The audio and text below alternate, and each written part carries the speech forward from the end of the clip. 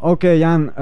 Now Christmas is coming along, and this is quite a festive time of the year. And you have done a lot of work studying how this time of year was celebrated in the ancient times. Uh, could you please, I don't know where to start. We can start with the universe. We can start with the Christmas tree. Where would you start in describing what the this time of year around 25th of December is all about?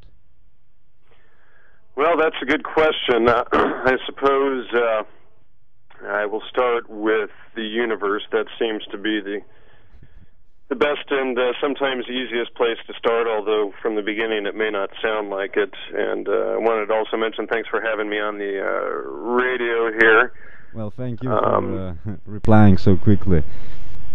Oh, you're welcome. I used to live in that part of the world, and I'm excited to be on the radio over there. Yeah, exactly. You were married with a Serbian woman and lived in Belgrade as well, didn't you? I lived in Belgrade for a year and a half, and although my Serbo-Croatian has gotten a little bit sloppy in the last 5 or 6 years, I can still hold a minor conversation. I can still find the bathroom and buy a pair of shoes, you know? Okay.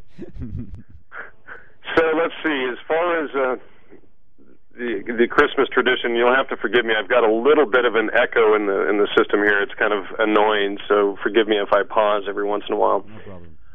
But what we have in our solar system is called the precession of the equinoxes, and the precession of the equinoxes is actually a great year, or we have our standard solar year, which is 365 and a quarter days that everybody's familiar with, that lasts from January 1st and through December 31st, and then we celebrate New Year's, and it continues on. Above that, we actually have another year that's called the Great Year, the precession of the equinoxes. It actually lasts 25,800 years, and it's based on the wobble of the Earth rotating backward, as the word precession implies. It rotates backward through the signs of the zodiac, and it actually a lot of the ancient religious symbolism is based on this precession. And what we show in our book and in our video, our book is called Astrotheology and Shamanism, and our video is called the Pharmacratic Inquisition, or Drug Ruling Inquisition. And what we show in that book is sort of an as-above, so-below philosophy, and we show different layers or different associations, larger and smaller, macro and micro, like the tornado versus the water going down the drain or something like that. And we do our best to show this ancient correlation in religious philosophy that we think is one of the most overlooked things. And it has a lot to do with yin and yang, as above, so below, light and dark, all of these different aspects. And what we found when we were researching this information is that the precession, the worship of the winter solstice, the summer solstice, the equinoxes, is actually what made up the core of our ancient religious traditions. And with the winter solstice, what we have is from, well, let me start with the summer solstice. The summer solstice is typically on June 21st or June 22nd, and from the summer solstice, the sun, from our earthly perspective, appears to fall to the south slightly every day. If we look at the shadows on the walls of our home, if we wake up in the morning, we notice that the light changes. It gets dark earlier during the winter time than in the summer. The days are shorter. And what the ancients believed is that if the sun continued on this path, that the sun would actually die. And so the winter solstice celebration was actually a celebration of the death and rebirth of the sun in the sky. Mm-hmm. And, excuse me, get a sip of water here. And so with the December 21st celebration, what happens is when we reach December 21st, the sun doesn't just immediately stop falling to the south.